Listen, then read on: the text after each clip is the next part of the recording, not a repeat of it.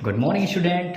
This is our first video on YouTube, and we will study science here. Now, we will discuss some basic concept of science. First of all, we will know that what is science.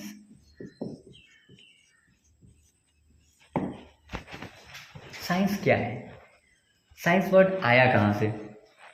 तो science word जो है derived from Latin word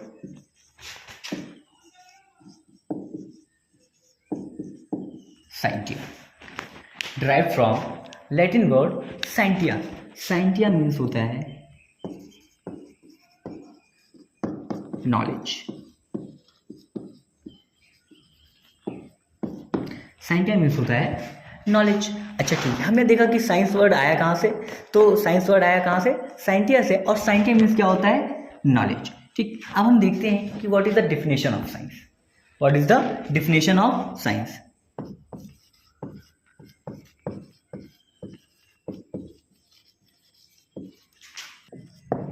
ठीक है, सबसे पहले हमने देखा कि साइंस वर्ड आया कहाँ से. तो science word derived from Latin word scientia, और साइंटिया का मतलब होता है नॉलेज. फिर हमने देखा कि साइंस की डिफिनेशन क्या होती है. साइंस की डिफिनेशन होती है द नॉलेज और इन्फॉर्मेशन विच वी गेन और गेट फ्रॉम एक्सपेरिमेंट और ऑब्जर्वेशन इज कॉल्ड साइंस. ठीक, अब मेनली ये डिस्कस करेंगे कि साइंस की कितनी ब्रांचेज होती हैं. और first of all we will know that who is the father of science. Who is the father of science? तो फादर ऑफ साइंस जो है मॉडर्न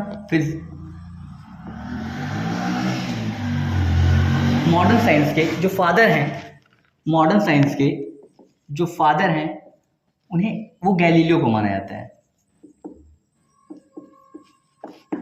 वो गैलीलियो को माना जाता है. तो मॉडर्न साइंस के फादर हैं वो उन्हें गैलीलियो को माना जाता है. साइंस की मेनली 3 ब्रांचेज हैं.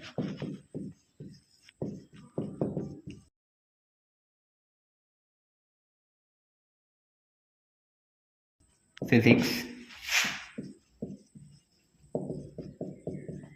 Chemistry and biology. ठीक, हमने देखा कि मॉडर्न साइंस के जो फादर हैं वो गैलीलियो हैं. उसके बाद हमने देखा कि साइंस की मेनली 3 ब्रांचेज हैं, फिजिक्स, केमिस्ट्री एंड बायोलॉजी. तो अब ये देखते हैं कि फिजिक्स के फादर कौन है. Now we will know that who is the father of physics. तो फिजिक्स के भी फादर गैलीलियो को माना जाता है.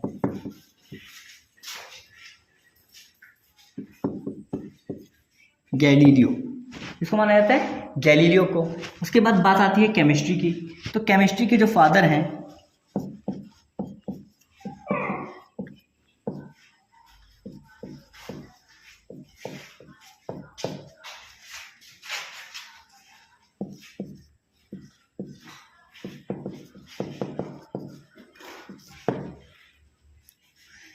एंटोइन लॉरेंट लेवाइसियर या लेवाइसिए. और जो क्लास 11th की एनसीईआरटी की बुक है उसमें लेवाइसिए दिया हुआ है. तो डिफरेंट जो है क्लास में डिफरेंट बुक्स में डिफरेंट दिया हुआ है, लेकिन सभी का मतलब एक ही है. ठीक, उसके बाद बायोलॉजी के फादर हैं एरिस्टोटल. लिखा है एरिस्टोटल जाता है लेकिन पढ़ते अरस्तु हैं. ठीक, तो बायोलॉजी के जो फादर हैं वो हैं अरस्तु. उसके बाद इसकी बायोलॉजी की देखा जाए तो बायोलॉजी की भी मेनली 2 ब्रांचेस होती हैं. बायोलॉजी की भी मेनली 2 ब्रांचेस होती हैं. एक होती है बॉटनी और एक होती है जूलॉजी. तो बॉटनी के जो फादर हैं, बॉटनी के फादर हैं Theophrastus.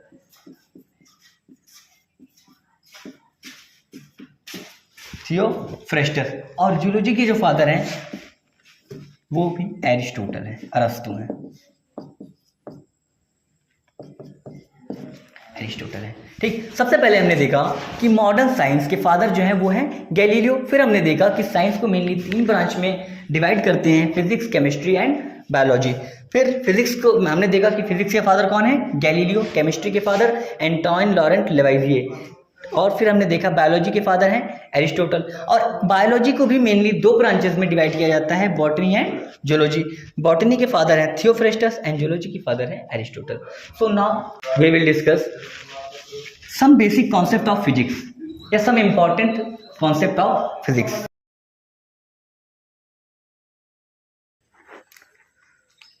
So now we will discuss some basic concept of physics.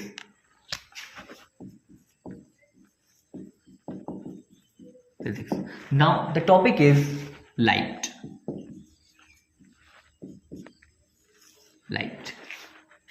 सबसे पहले हम ये जानेंगे कि लाइट है क्या, और उसके बाद ये देखते हैं कि लाइट ट्रैवल किस फॉर्म में करती है। लाइट ट्रैवल किस फॉर्म में करती है? तो लाइट जो है, लाइट एक प्रकार की एनर्जी है, लाइट एक प्रकार की एनर्जी है। और दूसरी चीज, लाइट क्या करती है? Help to see any object. क्योंकि अगर लाइट ना हो तो हम किसी भी ऑब्जेक्ट को देख नहीं पाएंगे, क्योंकि जब हम अगर देखा जाए टॉर्च ही जलाते हैं तो टॉर्च किसी ऑब्जेक्ट पर जलाते हैं, जिससे क्या होता है, लाइट उस पर पड़ने के बाद हमारे आंखों पे रिफ्लेक्ट होकर आती है, जिससे हमें वो चीज़ स्पष्ट सही तरीके से दिखाई देती है। तो उसी तरीके से ये कह सकते हैं कि लाइट क्या है, एक प्रकार की एनर्जी है और किसी भी ऑब्जेक्ट को देखने में हेल्प करती है। अब देखेंगे लाइट जो है वो किस फॉर्म में ट्रैवल करती है। लाइट किस फॉर्म में ट्रैवल करती है? सबसे पहले एक साइंटिस्ट है जिनका नाम था सर आइजैक न्यूटन।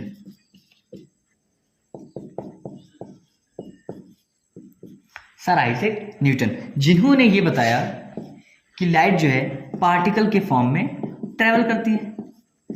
लाइट जो है पार्टिकल के फॉर्म में ट्रैवल करती है। इसके बाद एक साइंटिस्ट और आए जिनका नाम था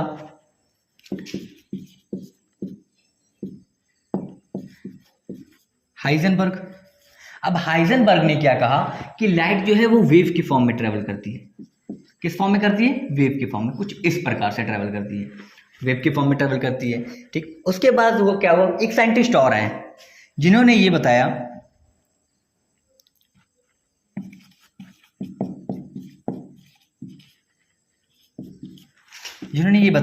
कि नहीं, लाइट जो है वो पार्टिकल के फॉर्म में ही ट्रैवल करती है। ठीक, तो ये सीक्वेंस चलता गया। सबसे पहले हमने डिस्कस की कि लाइट जो है, लाइट है क्या, व्हाट इज लाइट। तो मैंने देखा लाइट क्या है, एक प्रकार की एनर्जी है और किसी भी ऑब्जेक्ट को देखने में हेल्प करती है। ठीक, उसके बाद मैंने बताया कि लाइट जो है किस फॉर्म में ट्रैवल करती है। तो सबसे पहले साइंटिस्ट है जिन्होंने बताया, सर आइजैक न्यूटन साहब है, जिन्होंने बताया कि लाइट जो है वो पार्टिकल के फॉर्म में ट्रैवल करती है। फिर कुछ समय बाद एक साइंटिस्ट और आए जिन्होंने बताया कि हाइजेनबर्ग ने बताया कि जो लाइट है वो वेव के फॉर्म में ट्रैवल करती है। ठीक, हमने उसको मान लिया। फिर क्या हुआ, इसी तरीके से मामला चलता रहा और एक फिर साइंटिस्ट आए जिनका नाम था मैक्स प्लैंक, और इन्होंने बताया कि लाइट जो है वो पार्टिकल के फॉर्म में ट्रैवल करती है। ठीक, अब अगर लाइट जो है पार्टिकल के फॉर्म में ट्रैवल करती है तो लाइट के पार्टिकल को कहेंगे क्या? तो लाइट के पार्टिकल को फोटोन कहते हैं। लाइट के पार्टिकल को फोटोन कहते हैं। ठीक, अच्छा ठीक, ये हमने देखा। अब एक बात बताइए हमको कि मान लीजिए ये सन है, ये सन है और ये है हमारी अर्थ। ठीक, तो अगर सन जो है यहां से लाइट निकल रही है तो अर्थ तक पहुंचने में हम दो ही चीज पॉइंट ऑफ व्यू करेंगे। एक तो टाइम कितना लग रहा है और दूसरी चीज स्पीड क्या होगी। तो सनलाइट जो होती है उसको अर्थ तक पहुंचने में वो 8 मिनट 20 सेकंड लगता है। 8 मिनट 20 सेकंड लगता है। जबकि अब एक बात बताइए, अगर सनलाइट वहां से निकल रही है और अर्थ तक आ रही है तो क्या यहाँ पर कोई मीडियम है? कोई मीडियम नहीं है, यहाँ पर एयर है। ठीक, तो एयर या वैक्यूम में कह सकते हैं, एयर या वैक्यूम में जो लाइट की स्पीड होती है वो होती है 3 × 10⁸ मीटर पर सेकेंड। 3 × 10⁸ मीटर पर सेकेंड। ठीक, अगर ये मैंने बताया एयर या वैक्यूम में, जबकि मीडियम, अगर कोई मीडियम होगा तो वहां पर लाइट की स्पीड कुछ और होगी। जैसे मान लीजिए अगर वाटर हो तो वहां पर लाइट की स्पीड होती है 2.25 × 10⁸ मीटर पर सेकेंड। अगर यहीं पर ग्लास हो ग्लास, तो वहां पर लाइट की स्पीड होती है 2 × 10⁸ मीटर पर सेकेंड। और अगर डायमंड हो, डायमंड, तो वहां पर लाइट की स्पीड होती है 1.25 × 10⁸ मीटर पर सेकेंड। मीटर पर सेकेंड उसकी एसआई यूनिट है। ठीक, सबसे पहले हमने देखा कि लाइट जो है वो एक प्रकार की एनर्जी है और किसी भी ऑब्जेक्ट को देखने में हेल्प करती है। ठीक, उसके बाद हमने देखा कि लाइट किस फॉर्म में ट्रैवल करती है। तो डिफरेंट साइंटिस्ट है, उन्होंने डिफरेंट तरीके से बताया कि लाइट जो है पार्टिकल के फॉर्म में ट्रैवल करती है, वेव के फॉर्म में ट्रैवल करती है। और फिर आए मैक्स प्लैंक, जिन्होंने ये बताया कि लाइट जो है वो पार्टिकल के फॉर्म में ही ट्रैवल करती है।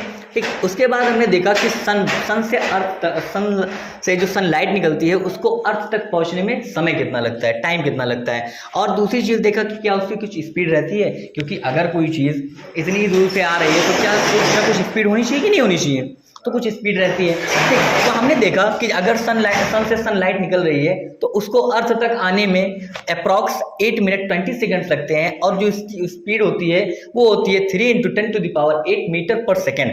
ठीक, अब अगर ये 3 × 10⁸ मीटर पर सेकेंड इसकी स्पीड है, तो कहाँ पर है इसकी स्पीड दी हुई है एयर और वैक्यूम में, क्योंकि वहां पर तो कोई मीडियम है नहीं। और हम एक चीज और जानते हैं कि रेरर मीडियम में जो लाइट की स्पीड होती है वो ज्यादा होती है। रेरर मीडियम में लाइट की स्पीड ज्यादा होती है, क्योंकि जब वहां पे कोई मीडियम ही नहीं है, एयर और वैक्यूम है, तो वहां पर स्पीड जाहिर सी बात है ज्यादा होगी। लेकिन अगर कोई मान लीजिए मीडियम है, डेंस मीडियम है, तो वहां पर लाइट की स्पीड कम होती है, क्योंकि वहां पर उसको रोकने के लिए कई सारे पार्टिकल्स खड़े हुए हैं, तो उसको रोकते हैं, जिससे क्या होती है लाइट की स्पीड क्या होती है डेंस मीडियम में कम होती है, जबकि रेयर मीडियम में ज्यादा होती है। फिर हमने देखा एयर या वैक्यूम में जो लाइट की स्पीड होती है वो होती है 3 × 10⁸ मीटर पर सेकेंड, और वाटर की जो स्पीड होती है वो होती है 2.25 × 10⁸ मीटर पर सेकेंड, और ग्लास में जो लाइट की स्पीड होती है वो होती है 2 × 10⁸ मीटर पर सेकेंड, और डायमंड में होती है 1.25 × 10⁸ मीटर पर सेकेंड। ठीक, ये हमारा फिजिक्स का कुछ कॉन्सेप्ट था। बाकी जब हमारी अगली नेक्स्ट वीडियो आएगी तो उसमें और भी टॉपिक को कवर किया जाएगा। तो now we will discuss about some basic concept of chemistry.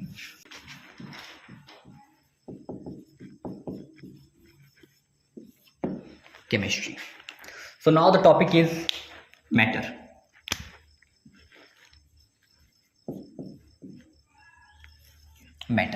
सबसे पहले हम ये देखते हैं कि मैटर है क्या। मैटर की कुछ प्रॉपर्टीज देखते हैं। तो मैटर उसे कहते हैं जो कुछ स्पेस कवर करे, या जिसमें कुछ वेट हो या मास हो। ठीक, जिसमें कुछ वेट हो या मास हो या जो कुछ स्पेस कवर करे उसे क्या कहते हैं, मैटर कहते हैं। Whose articles have taken some space called matter. ठीक, अब एक बात बताइए, मैटर तो मैंने बता दिया कि जिसमें जो वो स्पेस कवर करे उसे मैटर कहते हैं, या जिसमें कुछ वेट हो मास हो उसे मैटर कहते हैं। लेकिन क्या ये हम नहीं कह सकते कि मैटर जो है बना किससे है। मैटर किसी भी, अगर मान लीजिए ये मार्कर है हमारे पास, तो इस मार्कर को बनने के लिए क्या छोटे छोटे पार्टिकल की जरूरत होगी कि नहीं होगी। या मान लीजिए ये फोन है, ये भी छोटे छोटे पार्टिकल से मिलकर बना हुआ है। उसी तरीके से तो मैटर का जो सबसे स्मॉलेस्ट पार्टिकल होता है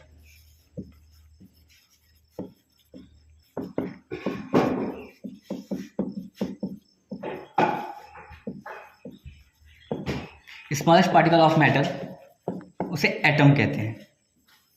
एटम, और एटम की खोज या एटम डिस्कवर्ड बाय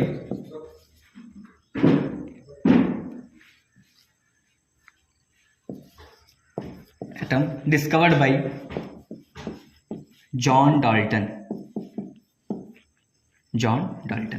तो सबसे पहले हमने देखा मैटर के बारे में। मैटर क्या है, मैटर जो स्पेस को कवर करे, जिसमें कुछ वेट हो, मास हो। ठीक, उसके बाद हमने देखा कि मैटर जो होता है उसका स्मॉलेस्ट पार्टिकल क्या होता है, एटम होता है, जिसको डिस्कवर्ड किसने किया था, जॉन डाल्टन ने किया था। ठीक, उसके बाद ये सिलसिला चलता रहा, और इसी एटम के बारे में, इस एटम के ऊपर बहुत सारे साइंटिस्ट ने रिसर्च किया, और उन्होंने भी कुछ तरीके की खोज की। जैसे कि सबसे पहले नाम आता है जे.जे. थॉमसन का। जे थॉमसन का। उन्होंने रिसर्च किया और उन्होंने पाया कि एटम में क्या पाया जाता है, इलेक्ट्रॉन पाया जाता है। एटम में इलेक्ट्रॉन पाया जाता है जिस पर कौन सा चार्ज होता है, निगेटिव चार्ज होता है। कैसा चार्ज होता है, निगेटिव चार्ज होता है। फिर क्या हुआ, इसी एटम पर और भी साइंटिस्ट ने रिसर्च किया, अर्नेस्ट रदरफोर्ड। इसके बाद नाम आता है जे थॉमसन के बाद नाम आता है अर्नेस्ट रदरफोर्ड का। और उन्होंने एटम पे रिसर्च किया और पाया कि एटम के अंदर प्रोटॉन पाया जाता है। प्रोटॉन पाया जाता है जिस पर पॉजिटिव चार्ज होता है, पॉजिटिव चार्ज होता है। फिर उसके बाद एक और साइंटिस्ट आए जिनका नाम था जेम्स चैडविक। जिन्होंने ये बताया कि एटम के अंदर न्यूट्रॉन भी पाया जाता है। न्यूट्रॉन भी पाया जाता है जो कैसा है, न्यूट्रल है। कैसा है, न्यूट्रल है, इस पर कोई भी चार्ज नहीं पाया जाता। ठीक, तो अब हमने देखा कि जे थॉमसन साहब ने कहा कि इलेक्ट्रॉन पाया जाता है एटम के पास, एटम के अंदर, और वो कैसा चार्ज होता है, निगेटिवली चार्ज होता है। अर्नेस्ट रदरफोर्ड ने बताया कि एटम के अंदर क्या होता है, प्रोटॉन होता है जो कैसा होता है, पॉजिटिवली चार्ज होता है। फिर जेम्स चैडविक ने बताया कि एटम के अंदर क्या होता है, न्यूट्रॉन होता है जो कैसा होता है, न्यूट्रल होता है, मतलब उस पर कोई भी चार्ज नहीं होता। लेकिन अगर मैं ये कह रहा हूं कि इलेक्ट्रॉन पे कौन सा चार्ज हो रहा है, तब तो हमने कहा निगेटिव चार्ज होता है, इलेक्ट्रॉन पर निगेटिव चार्ज हो रहा है। लेकिन अगर मैं ये कह रहा हूं कि इलेक्ट्रॉन पे कितना चार्ज होता है, इलेक्ट्रॉन पर कितना चार्ज हो रहा है, तब आप क्या कहेंगे। तो इलेक्ट्रॉन पर जो चार्ज होता है -1.6 × 10⁻⁻19 कूलम। और उसी तरीके से प्रोटॉन पर भी जो चार्ज होता है वो पॉजिटिव 1.6 × 10⁻⁻19 कूलम। ठीक, और जब हमको पता है कि जेम्स चैडविक साहब ने न्यूट्रॉन की खोज की तो उन्होंने बताया कि ये कैसा है, न्यूट्रल, तो क्या इस पे कोई चार्ज होगा, नहीं होगा, कोई चार्ज भी नहीं होगा इस पे। ठीक, तो हमने सबसे पहले डिस्कस ये किया, हमने ये देखा कि मैटर जो होता है वो मैटर की डेफिनेशन हमने देखी कि मैटर उसे कहते हैं जो कुछ स्पेस को कवर करे या जिसमें कुछ क्या हो, मास हो, उसे मैटर कहते हैं। फिर हमने देखा कि स्मॉलेस्ट पार्टिकल ऑफ मैटर क्या है, एटम है, जिसको डिस्कवर किसने किया था, जॉन डाल्टन ने किया था। फिर उसके बाद क्या हुआ, एटम की जब खोज हो गई, एटम डिस्कवर्ड हो गया, तो इस पर क्या हुआ, और भी बहुत सारे साइंटिस्ट ने रिसर्च करना स्टार्ट किया। और जब रिसर्च किया तो उन्होंने भी पाया कि एटम के अंदर भी कुछ पाया जाता है। ठीक, तो अब जे थॉमसन साहब ने इलेक्ट्रॉन को देखा कि एटम के पास होता है, एटम के अंदर इलेक्ट्रॉन होता है और उस पर निगेटिव चार्ज होता है, और कितना होता है, -1.6 × 10⁻⁻19 कूलम होता है। फिर अर्नेस्ट रदरफोर्ड साहब आए, उन्होंने देखा कि एटम के अंदर प्रोटॉन होता है जो कैसा होता है, पॉजिटिवली चार्ज होता है, और इस पॉजिटिवली चार्ज होता है और +1.6 × 10⁻⁻19 कूलम होता है। ठीक, ये देखा। फिर जेम्स चैडविक साहब ने यही बताया कि न्यूट्रॉन होता है और उस पर कोई चार्ज नहीं होता, वो कैसा होता है, न्यूट्रल होता है, उदासीन होता है। So now we will discuss some basic concept of biology.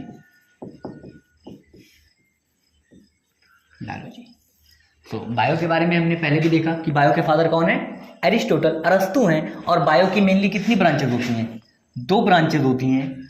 एक होता है जूलॉजी, एक होता है बॉटनी। हमने देखा जूलॉजी के फादर कौन है, एरिस्टोटल, अरस्तु।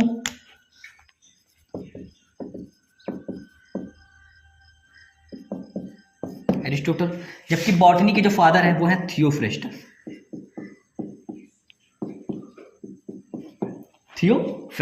ठीक, हमने देखा बायोलॉजी की 2 ब्रांचेस हैं, जूलॉजी एंड बॉटनी। और उसके बाद देखा कि क्या नाम है, जूलॉजी के फादर है एरिस्टोटल और बॉटनी के फादर है थियोफ्रेस्टस। अब हमारी टॉपिक है कि हमने देखा कि मैटर जो है उसका स्मॉलेस्ट पार्टिकल एटम है। तो ठीक उसी तरीके से अगर हम देखें तो हमारी बॉडी भी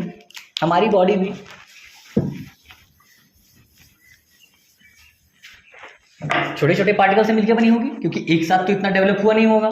तो हमारे बॉडी की जो सबसे स्मॉलेस्ट यूनिट है,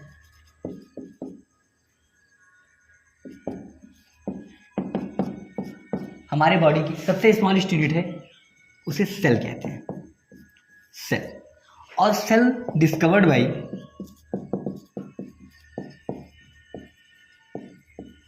discovered by Robert Hooke in 1665। In 1665 हमने देखा कि जैसे मैटर को हमने देखा कि मैटर का सबसे स्मॉलेस्ट पार्टिकल क्या था, एटम था। ठीक उसी तरीके से हमारे बॉडी की सबसे स्मॉलेस्ट यूनिट क्या है, सेल है। और जिसको डिस्कवर्ड किसने किया था, रॉबर्ट हुक ने किया था। कब किया था, 1665 में किया था। ठीक, अब हम एक चीज और देखेंगे कि कई सारी सेल आपस में मिलके टिश्यू बनाती हैं। कई सारे टिश्यू आपस में मिलके ऑर्गन बनाते हैं। कई सारे ऑर्गन आपस में मिलके ऑर्गन सिस्टम बनाते हैं।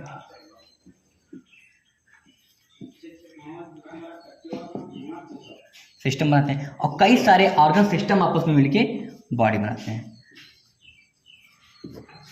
ठीक, बाकी हम नेक्स्ट वीडियो में डिस्कस करेंगे। और आज के लिए इतने ही। Thank you, have a good day.